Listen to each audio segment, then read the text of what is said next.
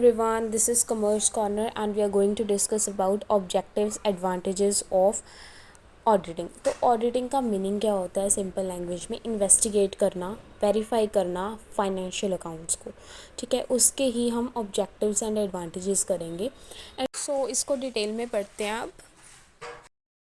ठीक है, सबसे पहले देखो ऑडिटिंग के ऑब्जेक्टिव्स क्या होते हैं। टू ऑब्जेक्टिव्स होते हैं। एक तो मेन ऑब्जेक्टिव होता है जो हमने अभी पढ़ा कि वेरीफाई करना अकाउंट्स को। सेकंड सब्सिडरी ऑब्जेक्टिव क्या होता है इसका? Detection and prevention of fraud and detection and prevention of errors. ठीक है, तो पढ़ते हैं कि वेरिफिकेशन ऑफ अकाउंट्स में क्या आता है। सबसे पहले देखो इंटरनल कंट्रोल। सबसे पहले ऑडिटिंग में इंटरनल कंट्रोल को चेक किया जाता है एंड वेरीफाई करने के लिए ये सबसे पहला स्टेप है। सेकंड में वेरीफाई करना एक्यूरेसी को। यहाँ पे एक्यूरेसी किसकी होएगी? पोस्टिंग की होएगी या फिर बैलेंसिंग फिगर्स की भी हो सकती है। नेक्स्ट आ गया कि कैपिटल एंड रिजर्व में जो भी डिफरेंस आ रहा है वो देखना। नेक्स्ट है एसेट्स एंड लाइबिलिटीज़ को कंफर्म करना कि सही पुट की है। ठीक है, फिर उसके बाद लास्ट में आ गया मेंटेन रिकॉर्ड्स मेंटेन करने। ये हमारा वेरिफिकेशन ऑफ अकाउंट्स का प्रोसेस है। सबसे पहले हमने क्या देखना है? इंटरनल सिस्टम को असेस करना है, फिर वेरीफाई करनी है accuracy, then capital and reserve में डिफरेंस देखना है, और उसके बाद एसेट्स एंड लाइबिलिटीज़ को असेस करना है, लास्ट में मेंटेन करके रखने हैं रिकॉर्ड्स। नेक्स्ट आ गया सब्सिडरी ऑब्जेक्टिव्स। तो हमारे फर्स्ट है fraud, means detection and prevention करना फ्रॉड से। फ्रॉड कैसे हो सकते हैं? 3 टाइप्स में हो सकते हैं। कैश मीन्स कैश रिसीट से फ्रॉड हुआ है। ठीक है, या तो कैश रिसीट से चोरी हो गई, और पैटी कैश से, चेक से, या कोई भी नेगोशिएबल इंस्ट्रूमेंट है उससे। ठीक है, तो कैश में ये हो सकता है।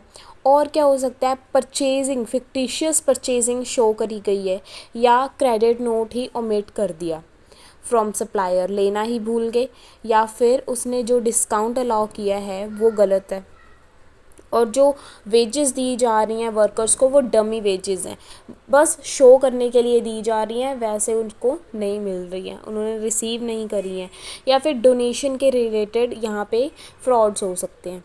नेक्स्ट आ गया कि मैनिपुलेशन अकाउंट्स। अब मैनिपुलेशन अकाउंट्स या तो प्रॉफिट को ज़्यादा दिखाने के लिए और कम दिखाने के लिए। तो प्रॉफिट लो क्यों दिखाएंगे? ताकि रॉन्ग इम्प्रेशन डाल सकें जो कॉम्पिटिटर्स हैं। ठीक है, उन्हें शो करें कि हमारा प्रॉफिट कम है एंड उनको एक रॉन्ग इमेज शो होएगी। तो यहाँ पे परचेज़ करना शेयर्स एट लो प्राइस भी आ जाता है। उसके बाद हमारा आ गया है कि यहाँ पे जो मैनिपुलेशन है वो प्रॉफिट को ज़्यादा दिखाने के लिए भी की जाती है, ताकि मैनेजर को ज़्यादा कमीशन मिले, ज़्यादा हाई प्राइस पे वो सेल कर सके। ठीक है, तो नेक्स्ट आ गया कि गुड्स के रिलेटेड भी ऐसे बहुत सारे फ्रॉड्स होते हैं। अब जो गुड्स में होता है, या तो उसने जो इशूअर है उसने गलत इशू कर दिए क्रेडिट नोट्स टू कस्टमर्स, या फिर सेल रिटर्न में कोई घपला किया है गुड्स के रिलेटेड, और जो गुड्स हैं वो ही चोरी हो गई गोडाउन से। तो यहाँ पे ऐसे फ्रॉड्स आ सकते हैं जो इंक्लूड होते हैं in detection and prevention of frauds. ये ऑब्जेक्टिव क्या था ऑडिटिंग का। ठीक है, नेक्स्ट पढ़ते हैं detection and prevention of errors. तो एरर्स जो है मैथमेटिकल मिस्टेक भी हो सकती है, या फैक्ट्स को गलत शो किया गया है, या फिर पॉलिसी के अकॉर्डिंग शो नहीं किया गया।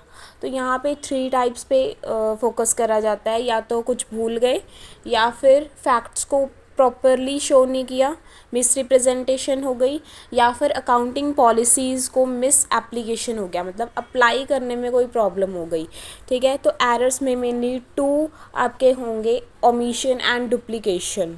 सबसे पहले पढ़ते हैं कि एरर ऑफ ओमिशन क्या होता है। जब कोई ट्रांजैक्शन ओमिट हो जाती है फ्रॉम बुक्स और वो अफेक्ट नहीं भी करती बैलेंस को, मीन्स जो आपका कोई भी ट्रांजैक्शन हुई है, ठीक है, वो ओमिट हो गई, हमने नहीं रिकॉर्ड करी, तो उसे ओमिशन एरर कहते हैं। यहाँ पे परचेजिंग और सेल के रिलेटेड एरर्स हो सकते हैं, या डेप्रिसिएशन इंटरेस्ट के रिलेटेड भी एरर हो सकते हैं। सो एरर ऑफ डुप्लीकेशन में क्या होएगा? जब कोई ट्रांजैक्शन 2 बार लेजर में पोस्ट करी गई है, ठीक है, वो फिर भी अफेक्ट नहीं कर रही ट्रायल बैलेंस को, तो उसे हम डुप्लीकेशन एरर कहते हैं। एंड ये डिफ़िकल्ट हो जाता है कि कहाँ एरर हुआ है देखना। एंड यहाँ पे क्या होता है कि जो 2 एंट्रीज़ हैं वो सेम साइड पे अपीयर होती हैं और सेम ही अमाउंट होती है, तो ये होता है डुप्लीकेशन। नेक्स्ट टॉपिक आता है एडवांटेजेस ऑफ एन ऑडिट। तो यहाँ पे honours, businessman and share holders के लिए भी इम्पॉर्टेंट है ऑडिट करना। सबसे पहले देखो, जो सोल ट्रेडर होता है वो डिपेंड होता है ऑडिटेड अकाउंट्स पे, एंड इसके बेस पे ही वो सेल और परचेज़ करता है रिगार्डिंग न्यू बिजनेस। तो सोल ट्रेडर के लिए ये ऑप्शन है। अब यहाँ पे मैनेजमेंट के लिए क्या इंपॉर्टेंस रखती है ऑडिट, यहाँ पे उसकी परफॉर्मेंस को इजीली जज किया जा सकता है। ठीक है, तो क्योंकि यहाँ पे डे टू डे एडमिनिस्ट्रेशन का पता नहीं होता किसी भी शेयर होल्डर को, तो यहाँ पे इजीली परफॉर्मेंस जज हो जाती है फ्रॉम ऑडिटेड अकाउंट से। नेक्स्ट है वैल्यूएशन ऑफ शेयर्स भी यहाँ पे करे जाते हैं with the help of audit bye share holders. Okay, next है कि फॉर मैनेजमेंट के लिए हेल्पफुल क्यों होता है। देखो, मैनेजमेंट में काफ़ी सारे एरर्स आ जाते हैं फाइनेंशियल स्टेटमेंट्स में, उनकी डिटेक्शन करना, प्रिवेंशन करना, वही प्रीवियस वाला पॉइंट यहाँ पे आ जाएगा जो हमने ऑब्जेक्टिव्स पढ़े थे। फिर उसके बाद हमारे पास है जो क्लेम्स हैं वो एस्टिमेट किए जा सकते हैं ऑन द बेसिस ऑफ जो चोरी हुई है या आग लगी है या फिर एक्सीडेंट हुआ है। ठीक है, कितना लॉस हुआ है, तो इसके बेस पे हम कैलकुलेट कर सकते हैं। फॉर क्रेडिटर्स में ये है कि जो लॉन्ग टर्म क्रेडिटर्स हैं चाहे वो शॉर्ट टर्म क्रेडिटर्स हैं, वो दोनों ही एडवांटेज लेते हैं दीज अकाउंट्स का कि उन्हें जितना क्रेडिट ग्रांट होगा उसको कैलकुलेट करना।